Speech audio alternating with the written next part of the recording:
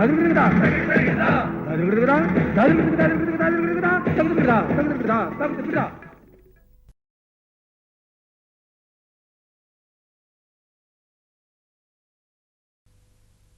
viewers, today we are going to understand the contemporary women's movement in India. The contemporary phase of the women's movement in India is generally attributed to have begun in the 1970s. However, the roots of this contemporary women's movement can be traced back to many legacies.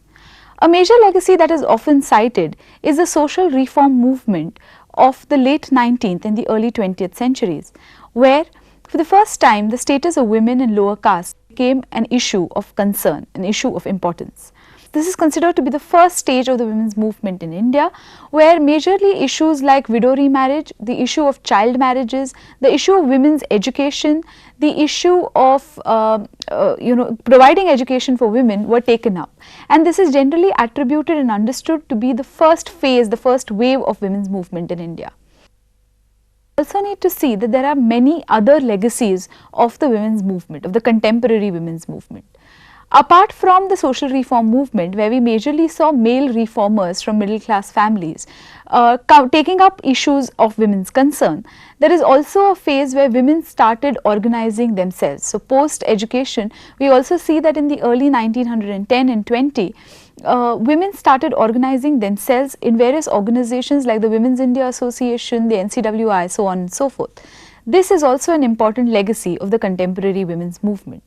The other important legacy for the contemporary women's movement in India is the participation of large number of women in the nationalist struggle, especially in the Gandhian struggles for freedom. We know from historical records that women participated in large numbers in Gandhian satyagrahas and other such movements launched for independence. Women have also been present very importantly in various anti-caste movements that have taken place in pre-independence India. We have seen that women were present in the Ambedkarite movement, women were present in the self-respect movement launched by Periyar in Tamil Nadu, and women were not only present in the anti-caste movements, we also see that they were instrumental in shaping agendas of the movements. So in the from early 1930s, we in fact see that a parallel scheduled caste women's conference was held wherever held the scheduled caste conferences. That's also therefore an important legacy to claim for the contemporary women's movement. We also see that in pre-independence India, women were not only present in politics in the form of being in the nationalist movement, but they were also present in various movements by peasants for land rights. So whether it is the Tebhaga movement in Bengal or the Telangana movement, we see that women were not only active participants but also militant participants in these processes. And therefore, as far as the legacies of the contemporary women's movement in India are concerned, it is not only the social reform movement which did for the first time bring about issues concerning women's rights on the agenda, but also these other participation by women in political processes and in the public, like women in the nationalist struggles, like women in anti-caste movements, like women in peasant struggles, and like women organizing themselves, middle class women specifically organizing themselves. These are all to be claimed as legacies for the contemporary women's movement in India. Now let us examine what were the reasons behind the women's movement resurging in the 1970s. We are not therefore saying that the period from the 1947 to the 1970 was one completely bereft of any sort of a movement. In fact, there was a major debate around the Hindu Code Bill, where when Dr. Ambedkar presented the Hindu Code Bill, there was a lot of opposition that the Hindu Code Bill faced from staunch Hindu fundamentalists within the ruling parties and also from the opposition. And at this point in time, we see women's groups coming together to sort of ask for the equal rights that the Hindu Code Bill had spoken about. History tells us, however, that it was the more fundamentalist forces that prevailed, and the Hindu Code Bill was not passed as it were, and Dr. Ambedkar in fact resigned on this issue. Later the bill was broken into several pieces and passed as separate legislations, which in very big ways diluted the sort of emancipatory potential that the original Hindu Code Bill had. Therefore, there was constantly sporadic movements, sporadic campaigns by women's groups even in the period of the 1950s to the 1970s. However, the women's movement saw a sort of a resurgence in the 1970s, and we are going to sort of examine what were the reasons for the same. Now, one of the major reasons why there was a sort of a lull in the women's movement in this period post independence was there were two major reasons for it. One was that there was an assumption that now that we had a nation state that was democratic, that had a constitution which guaranteed equal rights to men and women, and because the state had in fact pledged itself to ensuring equal rights for all its citizens, there was an assumption that women and other groups, other weaker sections would in fact benefit from this sort of a state that had come into being, and therefore the issues of women's inequality, the fact that women had no access to development would be solved in the post-independence era. The other major reason was that because women were so largely out in the public in the pre-independence era, thanks to all the other movements that we've already mentioned, including the nationalist movement, since women were already out to the public, it was assumed that now with a constitution that guaranteed equality and a state which guaranteed rights, women would in fact become participants in the entire process of development. However, the 1970s, and the 1970s is an extremely important context for us to understand, not only for the women's movement, but we see that the 1970s is a time when a whole lot of marginalized sections of the society, time that the legitimacy of the nation state as being an institution which would provide rights to all its citizens, the nation state being a neutral sort of an entity which would ensure development for all, was brought into question. Therefore, we see that generally the 1970s was a period of turmoil, and where groups like the Dalits, groups like the tribals, like women, like the peasants, started questioning this assumption that the fruits of development would reach all now that we had a democratic polity in place. Therefore, we have to understand and locate the resurgence in women's movement in the larger context of the 1970s, where everywhere we see people sort of demanding the state, critiquing the state for being particularistic, critiquing the state for sort of only looking at the interests of a particular group of people, and also demanding equal rights from the state. And this is therefore the period in which we see a sort of a resurgence in women's movement, and that is generally understood as the contemporary women's movement in India. Now, another extremely important event, and therefore which is sort of considered to be the founding text in a sense of women's movement and women's studies in India, was the Towards Equality report of 1975. Now, in the Indian context, we've already seen that the 1970s was a period of turmoil, but even globally it was a period of turmoil. It was also a period where largely the issue of women was attaining some sort of a visibility in the discourse of development. So we had thinkers like Esther Bostrup and Irene Tinker, who had sort of started to make a point that women were in fact not just passive recipients of development, but women were equal participants in development, and they were forcing international agencies like the UN to take the women's issues seriously. And therefore, we see that 1975 is declared by the United Nations as the International Year for Women, and the first international conference for women is held in 1975 in Mexico City.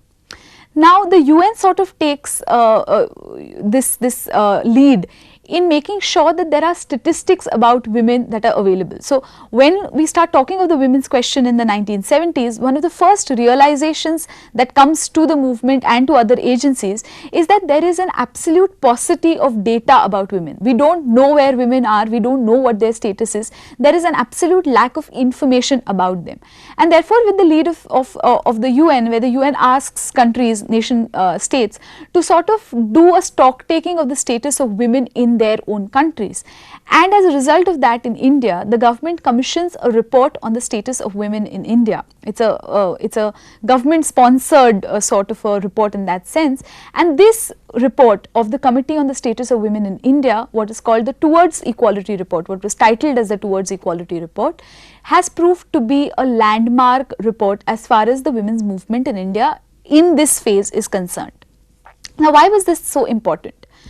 This report broke the myth that women were on the path of development. What it showed us was that not only had the gender discrepancies not reduced, which was the idea that, with this sort of a nation state, we would in fact now have gender discrimination and gender discrepancies reducing. Not only had they not reduced, they had in fact intensified in the post-independence period. So as far as women's economic participation was concerned, the Towards Equality showed us that most women were still stuck in low-paying, unskilled, unorganized sector jobs, that women had no access to formal sector jobs, to job security. It also showed us that women continued to be in the lowest rungs of the employment chain, that very few women were able to reach the decision making positions in the employment zone. It also showed us that the sex ratio, which had been declining since 1901, had further declined since 1947. It showed us that health statistics for women had gone on a decrease, educational attainment rates were not up to the mark, and most importantly, it pointed out that violence against women in all spheres of life, whether it was domestic, whether it was the public sphere, whether it was sexual harassment at the workplace, whether it was public violence, whether it was violence by the state, violence against women had gone on increasing in the post-independence era. And it pointed out that the sex ratio, the decline in the sex ratio was in fact a result of this sort of a continued violence against women. Now, this therefore became a sort of an eye-opener not only for the state but also for the movement, and sort of galvanized organizing around women's issues, mobilizing around women's issues. And the state also therefore, taking into consideration the fact that there was a paucity of research on women, taking into consideration the fact that there was such little information available about women, also commissioned researches on women, and that is also one of the beginnings of the women's studies discipline as a whole. Now, if we are to therefore see the women's movement of the 70s, we see that the movement came up from two ends, sort of to say. At one level were women within other social movements like the peasants movement or other movements for equality, who also started up bringing up women's issues within those movements. They started raising women's issues within those movements. And on the other hand, you also had autonomous women's groups, autonomous in terms of the fact that they were neither a part of the state nor affiliated to any political parties, but autonomous in terms of their politics. So small autonomous groups of women that we see coming up particularly after 1975 in urban areas in India. Now, apart from these specific impetus, there were also other movements that sort of fed into the women's movement and helped it really galvanize into action. One of the major ones is what is understood as the Shahada Agitation. Now, here was basically an agitation by tribals against non-tribal landlords of the area, because the non-tribal landlords were oppressive. It had led to a lot of marginalization from land of the tribals, and therefore this was a group of tribals along with other left-wing organizers who are trying to organize against the landlord's oppression. And in Shahada we see, when women started coming together for women's camps, they started raising the issue of men's alcoholism. And very, very significantly they pointed out that not only was men's alcoholism problematic for women, because when men got drunk they also came back and hit their wives, and therefore domestic violence against women was increasing as a result of the alcohol. But they also pointed out that for most part the money for alcohol was supplied to their men by the landlords, and therefore men with a dependence on alcohol were also very bad to organize. For this, so they were not only detrimental to women, but they were also detrimental to the movement at large. And therefore in Shahada we see this sort of an anti-alcohol stir by women, where women spontaneously, they say, sort of got up and walked to liquor dens and staged this sort of an anti-alcohol sort of a protest. The other thing, other kinds of movements that were also very important and that saw participation in this period was the anti-price rise movement in Bombay and in other places, where women came out into the streets protesting the sort of inflation and price rise that was there. Also, this is a period where an organization like SEWA, Self-Employed Women's Association, comes up in Ahmedabad. So, where women who were unorganized sector traders, they were petty vendors, they were unorganized sector women, they were for the first time being organized into a trade union. And in fact, SEWA had to wage a long struggle to be recognized as a trade union, because the understanding of trade unions was always in terms of organized sector industry. So, only workers who worked in a particular area, who worked in a particular factory together could organize as unions, and therefore SEWA had to in fact wage a struggle to be recognized as a union itself. Therefore, all of these movements and all of these sort of changes that were happening, these stirrings, contributed to the coming up of the women's movement in India. Now, we have to understand two very important issues as far as the women's movement in India in this present context is concerned, and then we will move on to the major issues that the women's movement has taken up. One is the issue of who was the women's movement, or what was the women's movement challenging. And if we look at the various campaigns of the women's movement in India post the 1970s, we see that the women's movement was on the one hand challenging the state, but along with the state, it was also challenging the institution of the family, and it was challenging what got understood as tradition. Now, women have always been looked upon as carriers of tradition. They have always been located within culture. They have always been understood to be carriers and people who will take forward culture, who will take forward tradition, and therefore there was this sort of an onus on women. So, there is always this issue of where are women located? Are women located within tradition, or are they located within modernity? And therefore, we see that the women's movement on the one hand was not only challenging the state, and we are going to go into the details of how it was doing that, but it was also challenging the family, and therefore we see that the women's movement took up issues like domestic violence, which for a very long time was understood to be an internal family matter. So, what happened within the family, the sort of violences that women faced within the family on a day-to-day basis, the sort of discriminations that women faced in the family on a day-to-day basis, were all in fact understood to be routine, were all understood to be a part of the ways families function. And the women's movement for the first time raised a question about the nature of family itself. They critiqued the family for being a undemocratic, inequitable sort of a institution, where access to resources, entitlements, where who got how much, who had what sort of power, who could decide what, and therefore who was really a member of the family, was structured around lines of caste and gender. So, they pointed out the fact that families were in fact discriminatory towards women on a daily basis. So, at the one level, the women's movement was challenging the state and was out in the public sort of negotiating with the state, but at the same time was also raising issues about the family and therefore on what is understood as tradition. The other important issue to understand about the relationship of the women's movement with the state is that it was an extremely complex dialectical sort of a relationship that the movement shared with the state. On the one hand, the women's movement was constantly critiquing the state for its patriarchal bias. So, right from the way the state had understood development, as who would be part of development, to the way the family planning programs of the state were constructed, to the way the laws of the state were structured, in each of these spheres, the women's movement was in fact critiquing and challenging the state for its patriarchal bias, for being anti-women in a sense. But at the same time, the state was also an extremely important institution for the women's movement to negotiate with. So, we constantly see the women's movement on the one hand challenging the state, critiquing the state for its patriarchal bias, but on the other hand also negotiating with it to bring about gender equality. So, whether it is in terms of asking for better laws, whether it is in terms of asking for implementation of certain existing laws, whether it is asking for changes in policies, programs and schemes of the government, we constantly see the women's movement negotiating with the state as well.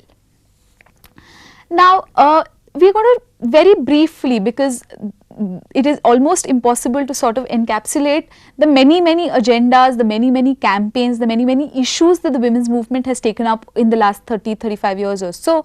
We are going to very briefly try and look at the major areas, the major issues that the women's movement took up since the 70s.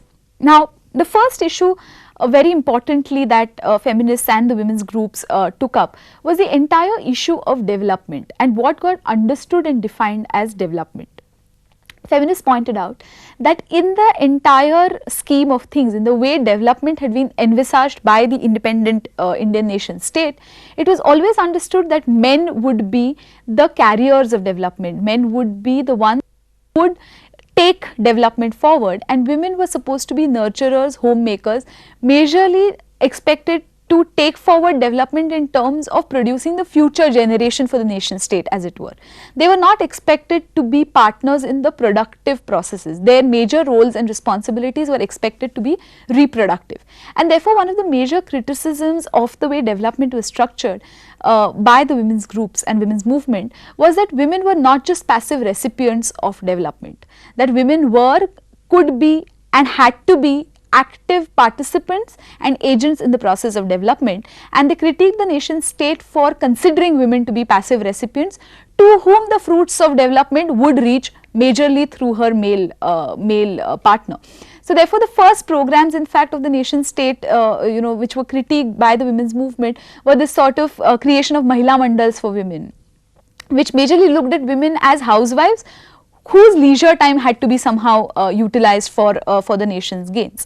Also, there were other movements like the Chipko movement which questioned the way development was understood. So, the Chipko movement in the Garhwal Himalayas, where women tried to oppose mass felling of trees by hugging them, and their whole understanding was that for industrialization and for a particular sort of an industrialized development, felling of trees was considered essential.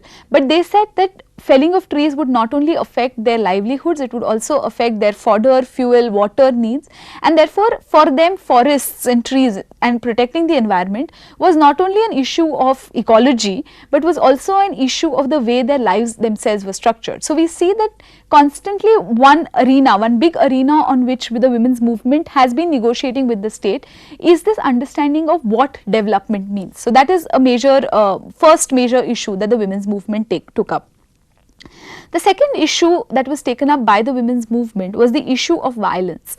When we say violence, we mean that the women's movement over the years has taken up issues of a whole range of violences committed on women. So ranging from domestic violence to dowry deaths to rape in its various manifestations, to sexual harassment in public places, sexual harassment at workplaces, selective abortion of the female fetus, so on and so forth. So an entire range of violences that is begetted on women has been taken up by the women's movement.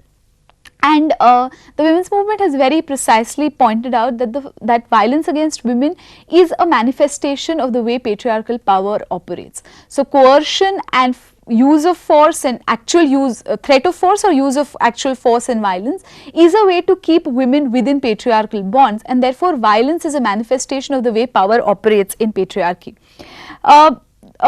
If we just very briefly take just one example of the campaign against rape. Now, the campaign against rape came up in the 1980s after the infamous Mathura rape incident, in which a young tribal girl had been raped in the premises of a police station by two police constables. And when the case went into the Supreme Court acquitted the two policemen concerned, saying that the girl had not resisted and therefore she had in fact submitted to it, and therefore it was not an act of rape. It also said that since the girl was habituated to sexual contact, this could not amount to rape of any sorts. And this judgment of the Supreme Court in the Mathura rape incident really galvanized women's groups around the issue of rape. And women's groups made various kinds of demands. One of the major demands that was made by women's groups in the rape campaign was that the definition of rape itself should be changed. So if we look at the definition of rape in the Indian Penal Code, it's only contact between the male genital organs and the female genital organs which is understood as rape. So when that happens by force or by violence, that is understood as rape. But a whole other range of sexual violences which might not include contact of genitals are in fact clubbed under the notion of molestation, which carries a very light sentence. So women's groups in fact were saying that we should reinterpret the notion of rape and we should change the definition of rape, actually reinstate a definition of sexual violence, sexual assault of various degrees. However, we see that this demand of the women's movement continues to be unfulfilled even till today. Certain other demands that the women's groups made, like the fact that in cases of custodial rape, the burden of proof should be shifted, which means that if the case is of a custodial rape, which means it is in situations of prison, situations of mental health institutions, situation of hospitals, wherever one person is in the custody of another person in power, then in those cases the person who is accusing should not be made to prove that rape happened. Rather, it should be assumed that rape happened and the accused has to in fact prove that rape did not occur. Now, this particular change of shift of burden of proof as far as custodial rape is concerned was taken up, but a whole lot of other demands of the women's movement, which sort of questioned this entire bias within law, were not taken up. So, women's groups pointed out in fact that why was it important to talk of this sort of genital contact in case of rape, because that had implications for the woman's virginity and chastity. So, chastity and purity were at the core of the definition of rape and not violence on women. We also therefore see that throughout these campaigns, so on the one hand women's groups were asking for legal amendments, on the other hand through all of these campaigns women's groups were trying to conscientize public opinion about what violence meant, and the change from the 70s to 2008 is quite evident, because at least now different forms of violence against women are recognized, if not always redressed. Another example about the issue of violence could probably be the issue of sexual harassment in the workplace, for which we have very recently had Vishakha guidelines coming up from the Supreme Court. So, where again for the first time, due to efforts of women's groups, sexual harassment in the workplace was accepted to be an issue, was accepted that this issue exists, and it was also said that this is not just an issue of violence against women, but it is an issue of discrimination in their working conditions.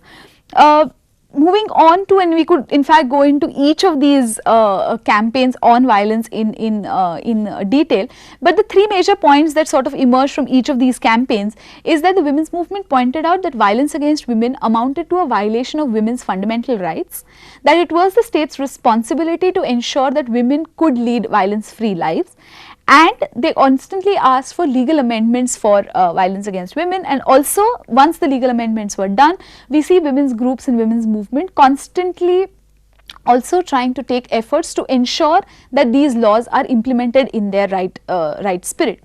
And the most important thing therefore about campaigns on violence is, for the first time, this extremely silent sort of an issue was brought out into the public, especially when it came to violences occurring in the private or violences like sexual harassment at public places, which often is understood as eve teasing and therefore not really an issue, serious issue to be looked at. So, women's groups galvanized public opinion, galvanized state opinion around these issues and brought visibility to issues of violence against women. The other major area in which the women's movement did considerable amount of work was the issue of health. And through an analysis of the family planning program of the Indian nation state, women's groups pointed out how the entire onus of population growth was put on the heads of women. This sort of a very easy equation of overpopulation leads to underdevelopment. Overpopulation is because women produce more children, and therefore women need to be targeted for family planning if development is to be achieved. This sort of an equation was what the nation state seems to be functioning on. And women's groups and women's movement feminists raised these issues in terms of, they asked, what about then the male responsibility for begetting children? They also pointed out that the nation state was so concerned with reducing population growth, was so concerned with ensuring that there was family control, that they did not think twice about passing on very harmful contraceptives to women. Most often than not, terminal methods of contraception were used on women, like hysterectomy and so on and so forth, which had very adverse health impact on the women's lives. Now, if you can just take an example of a campaign by the women's movement on the issue of health, women's groups sort of campaigned against harmful contraceptives, injectable harmful contraceptives, which were being introduced into India. Depo-Provera and Net-N and such other drugs which had been proven to be harmful for women's bodies. Some of them had proven to have carcinogenic side effects, which meant that they were cancer causing. They were being dumped into India and other third world countries after having been banned in the West, with a sort of a tacit understanding with the state. And in fact, the women's movement launched a major campaign against Net-N. They filed a petition in the Supreme Court because Net-N trials were being held on poor women without giving them adequate knowledge about the side effects that these drugs might have, without giving them adequate information about what the trials meant. They were only told that these medicines or these implants would help them to not have more children, and therefore the women's movement sort of filed a petition in the Supreme Court and brought a halt to these trials.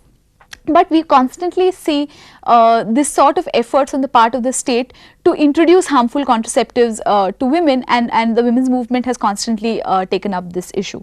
The other issue that the women's movement constantly tried to also talk about was how women's health and issues of women's health were always understood only in terms of reproductive health. And therefore, they constantly also tried to bring about linkages in terms of the social determinants of health, how health has very close interaction with nutritional status, and how nutritional status is in fact a result of the constant discrimination that women face within families and in society at large. They also try to underline the linkages between women's work and women's health. So they have constantly tried to underline the fact that women's health issues are beyond the issue of reproduction. Another major arena, another major issue area of concern for the women's movement has been the issue of women's work. And if we are to look at statistics, we will see that most women in India continue to be employed in the unorganized informal sectors of the economy. They continue to be employed on the lowest rung of the economy. Most of them, and in the post-90s period we see this very specifically, that women are sort of stuck in agriculture just as men have moved out from agriculture, as agriculture has largely become unviable. Therefore, we see that the women's movement has constantly taken up issues of security of women's employment, regulation of their working hours and their working conditions, also discriminatory treatment which is given to women, women's right to organize in workplaces, have constantly been taken up by the women's movement as issues of concern. In fact, if we look at the various campaigns around the issue of work, we see women's groups having had many legal victories. For example, in the case of pharmaceutical workers, where in fact the pharmaceutical companies had a clause which said that married women could not work, and women's groups actually had to go to court and say that this amounts to discrimination, and get the court to strike down the no marriage clause for women to be employed, married women to be employed in pharmaceutical industries. Another very striking example is of air hostesses of Air India, who organized themselves because otherwise Air India had a clause which said that they could be terminated either on marriage or pregnancy. And women had to organize, and women's groups had to actually organize and go to court to strike down such clauses and to ensure an equitable and an equal opportunity of work for women. Also, we see women's movement agitating on the right to work itself. So, for the passing of the Employment Guarantee Scheme Act in Maharashtra, and then for the making of the National Act, we see women's groups coming together and lobbying for this right to work, and sort of ensuring that the state gives this right to work to women through the use of schemes like the Employment Guarantee Scheme. The other major issue that the women's movement has taken up has also been the issue of women's participation in politics, and therefore women's reservation for women's in representative institutions, whether it is the local government institutions, local self-government institutions like panchayats and municipal corporations, or the parliament. And after the 73rd and the 74th Amendment Act was passed, which in fact gave 33% reservation to women in local self-government bodies, women's groups took up training of the representatives, women's representatives who had been elected on the local self-government bodies, so that they knew their rights and so that they could dispense their duties in the best manner possible.